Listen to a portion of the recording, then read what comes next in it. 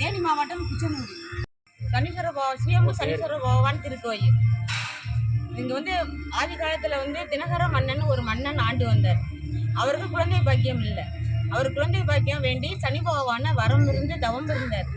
தவம் இருந்து இருக்கும்போது சனி பகவான் அவருக்கு கனவுல தோன்றி அந்தனர் வீட்டில் ஆண் குழந்தை இருக்கும், அதை வாக்கிங் போகும்போது அதை வந்து எடுத்து வழங்க அப்படின்னு சொல்லி அந்த சனி பகவான் கனவுல தோன்றி மறைஞ்சிட்டார். அதே போல தினகர மன்னன் வாக்கிங் போகும்போது ஒரு அந்தனர் வீட்டில் ஆண் குழந்தையை எடுத்து வளர்த்தார். எடுத்து வளர்த்துட்டு இருக்கும்போது அவர் வாலிபம் ஆயிட்டார். அப்போ இவருக்கு தனக்கு ஒரு குழந்தை பிறந்துருச்சு.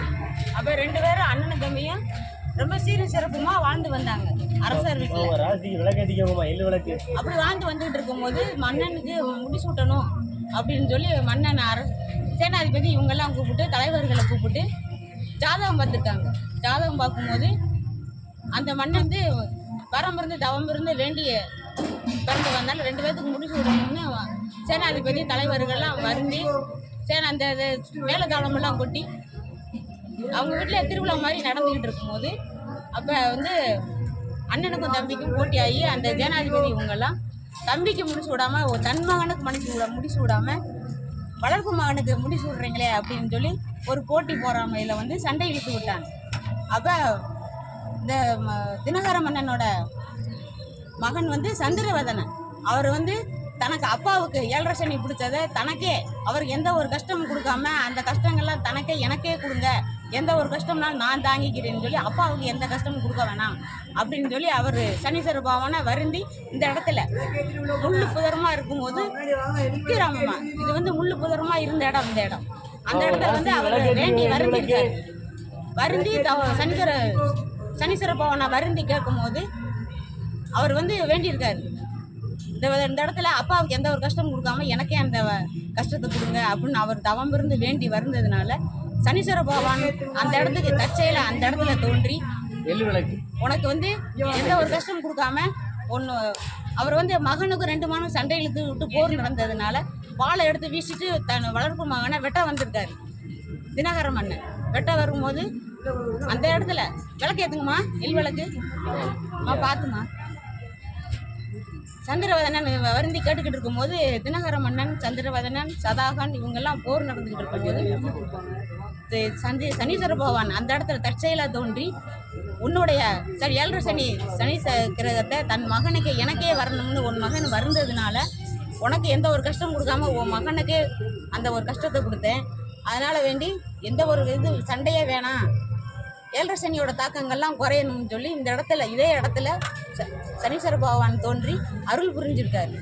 அப்படி புரிஞ்சுட்டு இருக்கும்போது தான் எனக்கு வரம் கொடுத்த மாதிரி வந்த எனக்கு நாடி இந்த இடத்துல என்னை நாடி வர பக்தர்களுக்கெல்லாம் நீங்கள் 7.5 சனியோட தாக்கங்கள்லாம் குறைக்கணும், என்னை நாடி வர்ற பக்தர்களுக்கெல்லாம் நீங்கள் அருள் புரியணும் பகவானேன்னு சொல்லி சந்திரவதனன் தோன்றி இந்த இடத்துல தோன்றி எல்லாரும் பேசிகிட்டு இருக்கும்போது உனக்கு எந்த ஒரு இதுவும் அப்போ வந்து சனீஸ்வர பகவான் வேண்டியிருக்காரு, இந்த இடத்துல எனக்கு எந்த ஒரு கோயில் இதே இடத்துல நான் தோன்றிக்கிறேன், இதே இடத்துல நான் கோயில் கட்டி எல்லாரும் கும்பிட்டுவாங்க அப்படின்னு சொல்லி இந்த இடத்துல சுயம்புவா தோன்றியிருக்காரு சனீஸ்வர பகவான். இன்னொரு சுயம்பு சனீஸ்வர பகவான் கோயில் வர்ற பக்தர்களுக்கு கல்யாணம் ஆகாதவங்களுக்கு கல்யாண பாக்கியம் கூடும், குழந்தை பாக்கியம் இல்லாதவங்களுக்கு குழந்தை பாக்கியம் தருவார் சனீஸ்வர பகவான். அது உண்மை. எல்லாரும் வேண்டி அவங்கவுங்க வேண்டுதல் நிறைவேறின பிறகு கோயிலுக்கு வந்து எல்லாரும் வேண்டுதல் நிறைவேற்றிட்டு போகிறாங்க. 10 பேருக்கு அன்னதானம் கொடுக்குறாங்க, எல்லாம் நிறைவேறும். அது வந்து உண்மை. சுயம்பு பகவான் சக்தி வாய்ந்தவர். அது வந்து மீன ராசி, கும்பராசி, சிம்ம ராசி, மகர ராசி, கடக ராசி, விருச்சிக ராசி இந்த 6 ராசிக்காரங்களும் சனி பார்வை இருக்கிறவங்க. அவங்களாம் வந்து இரும்பகல்ல எண்ணெயில் முகம் பார்த்து திரிய தலை சுற்றி அந்த விளக்கை ஏற்றி பற்ற வச்சு தொட்டு கும்பிட்டு போகணும். அப்படி ஏற்றும் போது அந்த நம்ம சனிக்கிற 7.5 சனியோட தாக்கங்கள்லாம் குறையும். வந்து வரம் இருந்து தவம் இருந்து வேண்டிய பிறந்து வந்தாலும் 2 பேர்த்துக்கு முடிச்சு விடணும்னு சேனாதிபதி தலைவர்கள்லாம் வருந்தி அந்த மேலதாளமெல்லாம் கொட்டி அவங்க வீட்டில் திருவிழா மாதிரி நடந்துக்கிட்டு இருக்கும்போது அப்போ வந்து அண்ணனுக்கும் தம்பிக்கும் போட்டியாகி அந்த சேனாதிபதி இவங்கெல்லாம் தம்பிக்கு முடிச்சு விடாமல் தன் மகனுக்கு முடிச்சு விடாமல் வளர்ப்பு மகனுக்கு முடிச்சு விட்றீங்களே அப்படின்னு சொல்லி ஒரு போட்டி போறாமையில் வந்து சண்டை இழுத்து விட்டாங்க. அப்போ இந்த தினகர மன்னனோட மகன் வந்து சந்திரவதனன் அவர் வந்து தனக்கு அப்பாவுக்கு 7.5 சனி பிடிச்சதை தனக்கே அவருக்கு எந்த ஒரு கஷ்டமும் கொடுக்காம அந்த கஷ்டங்கள்லாம் தனக்கே எனக்கே கொடுங்க, எந்த ஒரு கஷ்டம்னாலும் நான் தாங்கிக்கிறேன்னு சொல்லி அப்பாவுக்கு எந்த கஷ்டமும் கொடுக்க வேணாம் அப்படின்னு சொல்லி அவர் சனீஸ்வர பகவானை வருந்தி இந்த இடத்துல முள்ளு புதரமாக இருக்கும்போது விற்கிறாமம்மா. இது வந்து முள்ளு புதரமாக இருந்த இடம், இந்த இடம் அந்த இடத்துல வந்து அவர் வேண்டி வருந்திருக்காரு. வருந்தி சனீஸ்வர பகவானை வருந்தி கேட்கும்போது அவர் வந்து வேண்டியிருக்காரு, இந்த இடத்துல அப்பாவுக்கு எந்த ஒரு கஷ்டமும் கொடுக்காம எனக்கே அந்த கஷ்டத்தை கொடுங்க அப்படின்னு அவர் தவம் இருந்து வேண்டி வருந்ததுனால சனீஸ்வர பகவான் அந்த இடத்துக்கு தற்செயல அந்த இடத்துல தோன்றி உனக்கு வந்து எந்த ஒரு கஷ்டமும் கொடுக்காம ஒன்று அவர் வந்து மகனுக்கு 2 மகனும் சண்டை இழுத்து விட்டு போர் நடந்ததுனால வாழை எடுத்து வீசிட்டு தன் வளர்ப்பு மகனை வெட்ட வந்திருக்காரு. தினகர மன்னன் வெட்ட வரும்போது அந்த இடத்துல விளக்கு ஏற்றுங்கம்மா, விளக்கு பார்த்துமா. சந்திரவதனன் வருந்தி கேட்டுக்கிட்டு இருக்கும்போது தினகர மன்னன், சந்திரவதனன், சதாகன் இவங்கெல்லாம் போர் நடந்துக்கிட்டு இருக்கும்போது சனீஸ்வர பகவான் அந்த இடத்துல தற்செயலாக தோன்றி உன்னுடைய 7.5 சனி கிரகத்தை தன் மகனுக்கு எனக்கே வரணும்னு உன் மகன் வருந்ததுனால உனக்கு எந்த ஒரு கஷ்டம் கொடுக்காம உன் மகனுக்கு அந்த ஒரு கஷ்டத்தை கொடுத்தேன். அதனால் வேண்டி எந்த ஒரு இது சண்டையே வேணாம், 7.5 சனியோட தாக்கங்கள்லாம் குறையணும்னு சொல்லி இந்த இடத்துல இதே இடத்துல சனீஸ்வர பகவான் தோன்றி அருள் புரிஞ்சிருக்காரு.